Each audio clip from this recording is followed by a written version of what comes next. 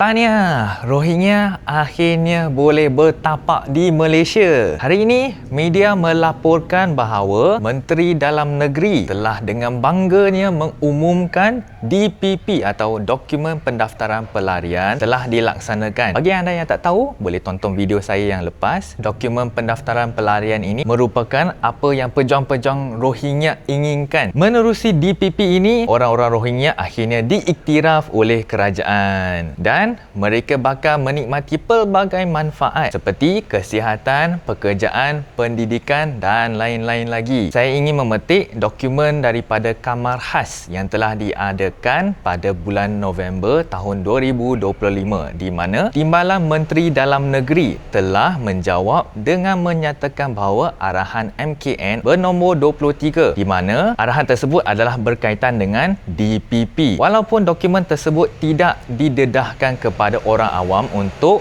diteliti dan dibaca, tetapi dokumen tersebut dikatakan oleh Timbalan Menteri berkenaan dikatakan dokumen tersebut akan mengandungi arahan kepada pelbagai kementerian untuk tugas-tugas masing-masing. Ini termasuklah kepada Kementerian Wanita dan Keluarga di mana mereka akan meneliti orang-orang Rohingya, khususnya wanita, warga emas dan juga OKU. Untuk Kementerian Kesihatan pun ada peranannya di mana mereka akan diberikan akses kesihatan. Tahniah, kita akan berebut dengan orang Rohingya di sektor kesihatan awam kita. Hospital kita bakal penuh dengan orang Rohingya. Dan ada juga iaitu KESUMA, iaitu Kementerian Sumber Manusia di mana orang-orang Rohingya yang telah didaftarkan dan diiktiraf di bawah DPP ini akan diserap masuk dalam sektor pekerjaan di kilang-kilang dan sebagainya. Tahniah, kita akan berebut dengan orang Rohingya dari segi pekerjaan. Seterusnya, Kementerian Pendidikan dan juga Kementerian Pengajian Tinggi akan dipertanggungjawabkan untuk memberi akses pendidikan asas kepada orang-orang Rohingya. Tahniah, KPM dan juga KPT akan tambah beban untuk mewujudkan tempat pembelajaran yang kondusif untuk komuniti Rohingya. Dan semua ini terima kasihlah kepada Suhakam, iaitu Suruhanjaya Hak Asasi Manusia yang telah membela komuniti Rohingya ini dengan bersungguh-sungguh dengan mengesyorkan kerajaan supaya mempertahankan hak asasi manusia di Malaysia. Dan bukan saja kerajaan mendengar, malah ada ahli parlimen iaitu ahli parlimen Arau YB PAS Datuk Seri Syahidan Kasim telah dengan bangganya menyeru supaya kerajaan menaikkan dan meningkatkan peruntukan untuk Suhakam ini, menyokong usaha mereka dalam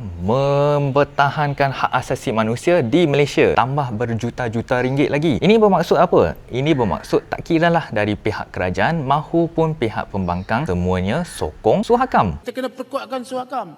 Suhakam kita tengok peruntukan yang dibagi oleh kerajaan, kalau saya tak dapat maklumat sepenuhnya, mungkin dalam 13 ke 15 juta untuk buat operasi. Ya. Saya cadangkan dinaikkan kepada 20 juta.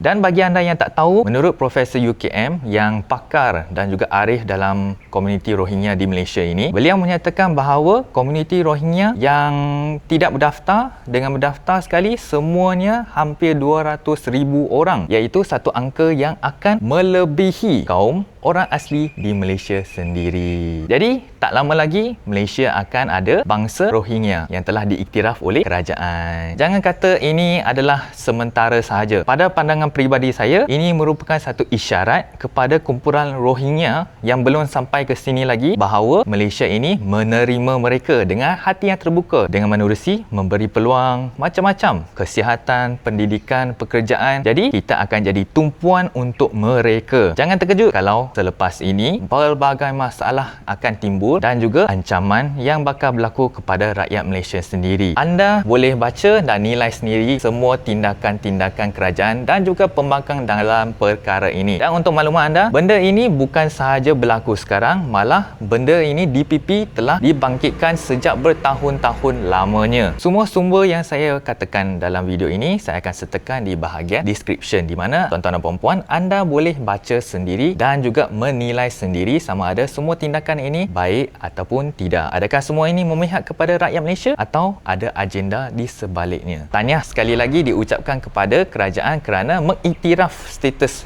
pelarian mereka. Itu saja untuk video ini. Kalau anda suka, jangan lupa untuk like, subscribe dan share.